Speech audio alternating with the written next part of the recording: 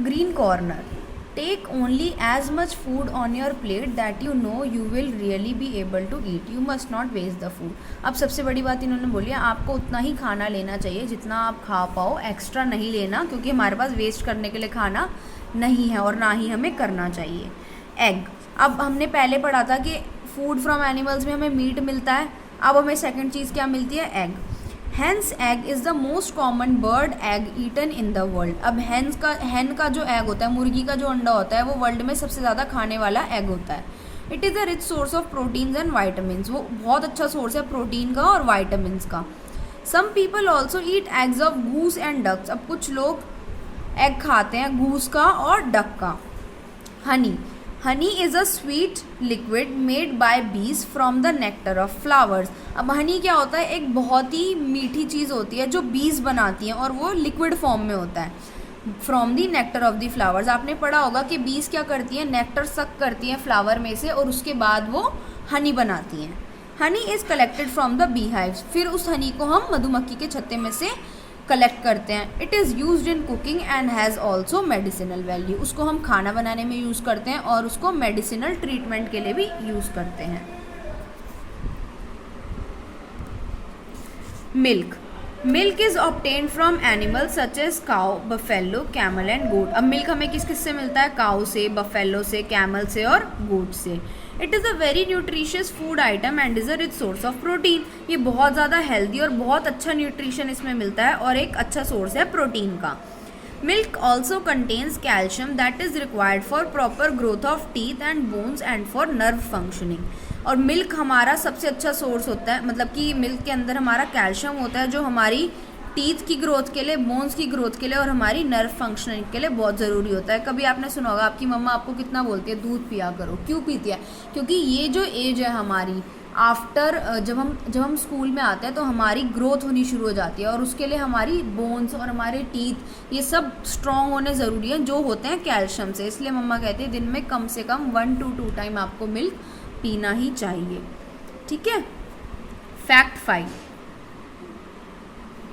5, people living in deserts also drink camel's milk. अब desert में camel होता है तो लोग कैमल का दूध भी पीते हैं। In ice cold places people mostly have yak milk. अब जो जगह बहुत ठंडी होती है वहाँ पे याक एनिमल बहुत मतलब कि वहाँ पर प्रेजेंट होता है तो वो उसका मिल्क भी पीते हैं। ठीक। Products made from milk are known as dairy products. अब जो चीज़ें दूध से बनती हैं उनको हम डेयरी प्रोडक्ट्स बोलते हैं। Some common dairy products are discussed below. अब जो प्रोडक्ट्स हमें मिल्क से मिलते हैं उन्हें एक तो डेयरी प्रोडक्ट्स बोलते हैं और अब उनके बारे में हम नीचे पढ़ेंगे। पहले हम लेट्स डिस्कस देख लेते हैं।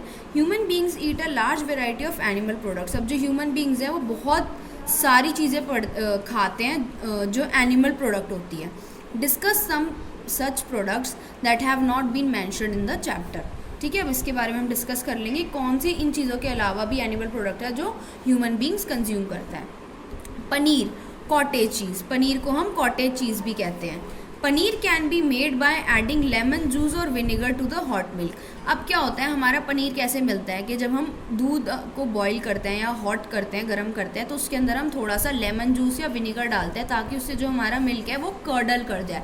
कर्डल कर जाए मतलब कि फट जाए। This process is called curdling. देखा आ गया, इस प्रोसेस को हम कर्डलिंग बोलते हैं।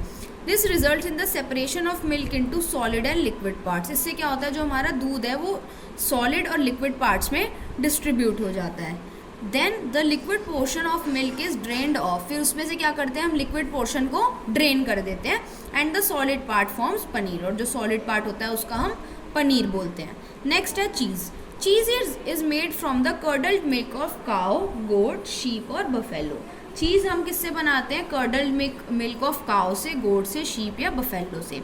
Cream, cream is made by collecting the top fatty layer of the milk. आपने देखा होगा जब मम्मा दूध बॉईल करती हैं तो थोड़ी देर बाद उसके ऊपर एक मोटी सी लेयर आने लग जाती है, वो हमारी, जिसको हम मलाई भी बोलते हैं, उसको हम क्रीम बोलते हैं इंग्लिश में। ठीक है, तो उसको हम कलेक्ट करते रहते हैं और वो एक क्रीम बन जाए, वो उसको हम क्रीम बोलते हैं।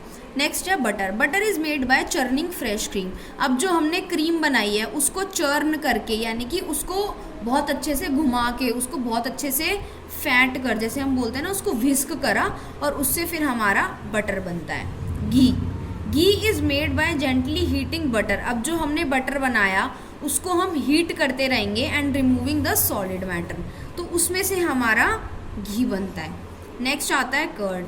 Common methods of making curd include adding a small sample of curd in the warm milk. अब आपने देखा होगा जब भी मम्मा दूध में से दही बनाती है तो क्या करती हैं, पहले वो दूध को गर्म करती हैं, उसके बाद जो हमने पहले दही बनाया होता है, कर्ड बनाया होता है, उसका थोड़ा सा 1 स्पून या हाफ स्पून उस दूध में मिक्स कर देती हैं, तो वो हमारा हेल्प करता है उस दूध से कर्ड बनाने में। अब वो क्यों करता है ये पढ़ो।